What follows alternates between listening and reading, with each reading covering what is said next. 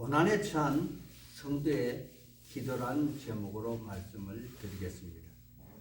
오늘 시편 74편의 표제에 아삽의 마스길, 즉 아삽이 주는 교훈이라는 제목을 가지고 있습니다.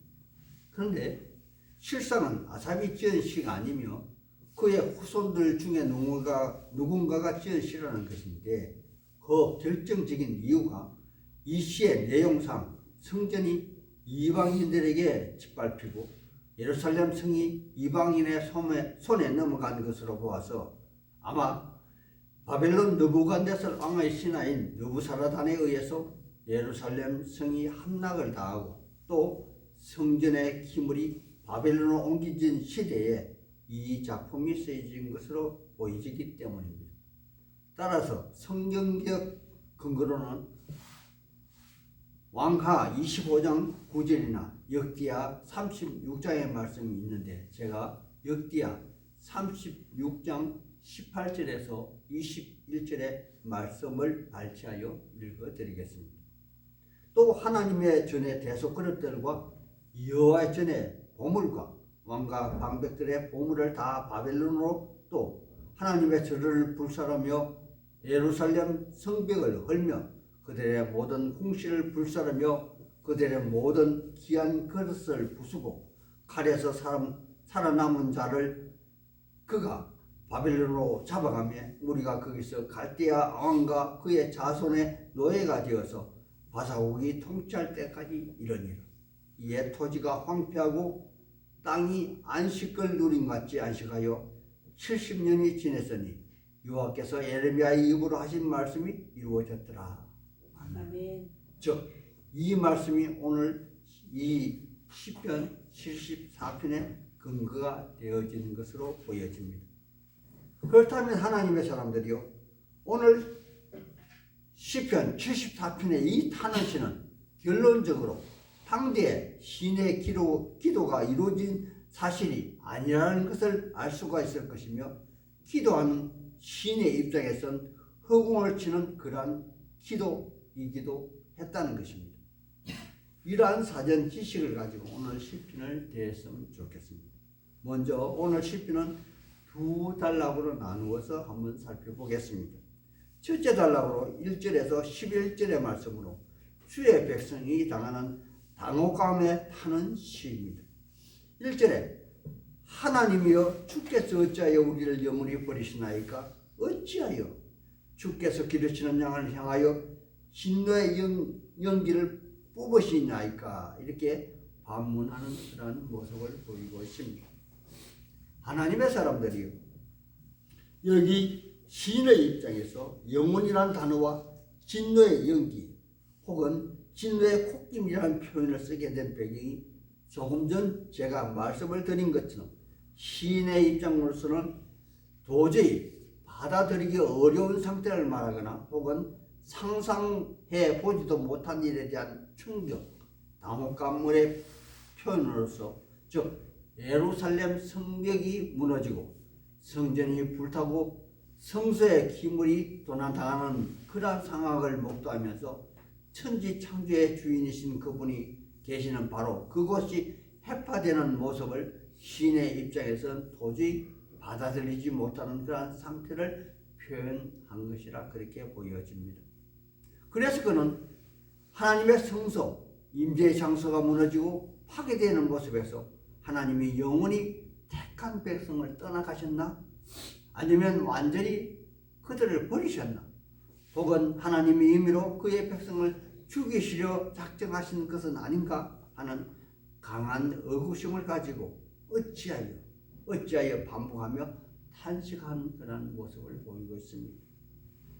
하나님의 사람들이요, 저는 요즘 오스만 터키 제국을 세운 역사 드라마 위대한 에르투르라는 그 90회짜리 이슬람 역사 드라마를 즐기고 있는데, 여기에 방군으로 등장하는 로마의 기독교 십자군의 태도를 보면 정말 한심하기가 짝이 없음을 봅니다. 즉 로마 기독교 십자군의 수장들은 온갖 금모술수와 나쁜 짓을 다 도모하면서 자신이 불리하거나 혹은 전쟁의 상태가 불리하면 두 손을 모으고 기도하는 모습을 보여주는 그러한 대목입니다. 저는 이 장면을 보면서 요즘에 우리 기독교 교인들의 모습과 또 제 모습이 오버랩되는 그런 것을 자주 경험합니다. 정말 저런 모습이 오늘날의 나의 모습은 아닌가 하는 생각이 잠길 때마다 제 기도가 정말 몇 년째 허공을 치는 기도인가 하는 그러한 생각이 들곤 합니다. 하나님의 사람들이요, 여기 시는 정말 답이 없는 상태입니다. 그래서 그는 혼자 외로이 고군분투하고 있는 모습입니다. 하지만 그는 자신과 하나님의 사랑하는 약속의 자녀가 지나온 과거를 회상하고 잘못을 뉘우치고 또 반성하는 모습을 담기보다는 차마 눈뜨고 보기 힘든 현실의 참담함을 가날편 자기 텅 빈 가슴에 부여안고 폭풍처럼 오일하며 하나님께 울고 불고 직구하는 그러한 모습입니다. 아버지 하나님은 옛적에 아브라함을 택하시고 그의 후손 야곱의 아들들로 하여금 민족을 이루시고 약속의 땅으로 인도하시기 위해서 애굽의 10가지 재앙을 내리시고 또 실로 엄청난 기적의 사건으로 홍해를 건너게 하사 마침내 다윗으로 하여금 나라를 건국하게 하고 시온산에 성전을 건설하게 하신 그 하나님이 아니시던가요? 그런데 어찌하여 지금 이 성벽이 지금 파괴되고 이스라엘 이방인들이 성소를 불사르고 그들의 깃발을 그 성소에 꽂아놓고 있사온데 어찌하여 하나님은 그들의 행위를 지켜만 보고 계시는 건가요? 주의 백성들은 지금 예루살렘 평화의 도시에서 살림의 나무처럼 도륙을 당하고 성전의 제사장들은 능욕을 당하는데 지금 주님은 보시고는 계시는 건가요? 하는 반문하는 모습을 보이고 있습니다.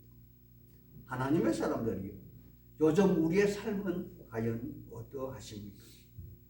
우리가 기도하면 하나님이 직접 그리고 즉시 우리의 기도에 응답을 해 주시던가요? 가정이 정말 평안하십니까? 교회가 정말 평안하십니까?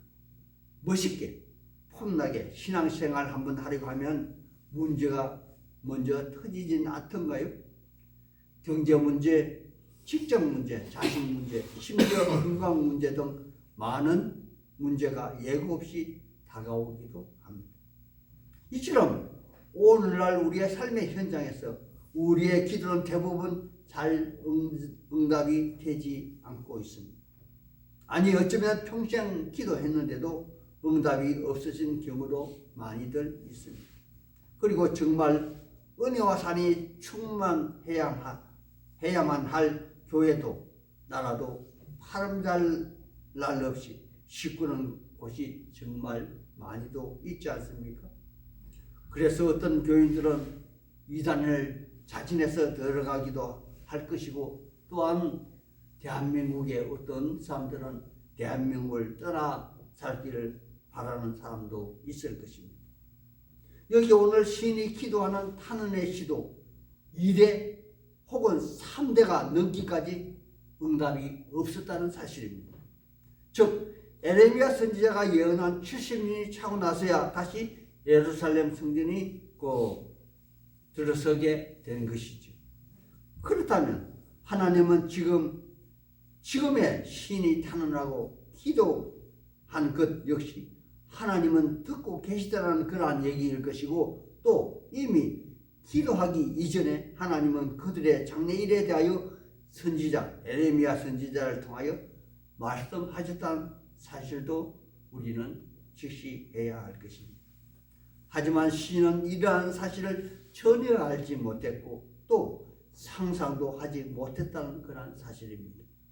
얼마나 기도했는지 아니면 평생을 기도했는지 이제 시인의 시각의 변화를 감지하는 그런 대목이 나타나기도 합니다. 그가 처음 기도할 때 시인은 현실의 문제 초점으로 그들 자신이 능욕을 당하고 그들이 당하는 당혹감, 놀람의 시각에서 벗어나 하나님이 능욕을 받으시며 또한 하나님의 이름이 비방을 받으신다는 그런 사실을 알게 되므로 더욱더 절망감 속에서 기도하고 있는 모습을 보게 됩니다. 9절에 우리의 표적은 보이지 아니하며 선지자도 더 이상 없으며 이런 일들이 얼마나 오래는지 우리 중에 아는 자가 없나이다. 그런데 하나님의 사람들이요, 어쩌면 시인은, 여기 본문의 시인은 자신은 어렵고 공의롭게 그렇게 살았는지는 몰라도 약속의 자녀들이, 주의 백성들이 제가 본 드라마 속의 로마 기독교 군인들처럼 그들의 자신의 행동들은 전혀 돌아보지 못하고는 우매하고 탐욕스러운 그러한 모습을 그들 자신들이 지적하지 못하고 그냥 현실에 나타난 현상만을 기도하는 누를 범하면서도 이제는 시선을 그들 자신에게서 하나님의 능력을 받으시고 피방을 받으시는 데까지 나아간 것이라 그렇게 생각이 되어집니다. 하나님의 사람들이요, 처음부터 이러한 기도가 바른 기도이고 또한 하나님의 백성들이 취해야 할 그러한 바른 기도의 시작점이 되었어야 할 것입니다. 하지만 시인의 기도는 그렇지 못하였고 자신의 처지만 고하는 이기적인 그러한 자세였음에도 불구하고 여기까지 나오게 된 것은 아마도 기도의 변화는 시인이 의도하거나 혹은 애초부터 개입된 그런 변화가 아니라 성령 하나님이 그들의 시각을 돌려놓으신 것이 아닌가 하는 제 생각인데, 이것은 순전히 그들 시각에서 그들 자신을 바라보고 기도했겠지만 그들이 하나님을 찾고 또 하나님께 매달린 그러한 결과물이 되기도 했다고 저는 생각하는데, 여러분 생각은 과연 어떠하십니까? 하나님의 사람들이요, 그러므로 오늘의 시인처럼 여러분도 아무리 유치한 기도를 할지라도 하나님의 이름으로 기도하신다면 오늘의 본문처럼 이기적인 기도에서 이타적인 기도가 될 것이요, 또 더 나아가 하나님이 원하시고 바라는 그러한 기도의 차원까지 올라가게 될 것이라 생각이 되어집니다. 따라서 여러분도 원하시고 바라시는 기도의 제목이 계시다면 유치하다, 부끄럽다 마시고 하나님을 찾으신다면 하나님이 친히 기도의 응답도 미리 준비하시라, 그렇게 믿을 수 있을 것입니다. 이제 두 번째 단락 12절에서부터 23절까지 탄원의 증거에 대하여 한번 알아보겠습니다. 우리의 예수님은 산상수훈 말씀에서 기도에 대해서 이렇게 말씀해 주셨습니다. 마태복음 6장 6절에 너는 기도할 때 내 골방에 들어가 문을 닫고 은밀한 중에 계시는 내 아버지께 기도하라. 은밀한 중에 보시는 내 아버지께서 갚으시리라 라고 말입니다.